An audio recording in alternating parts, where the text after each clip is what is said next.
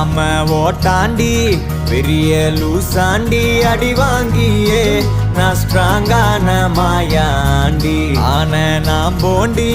அதையும் தான் தாண்டி போராடுவேன் நான் வெறியான பெருமாண்டி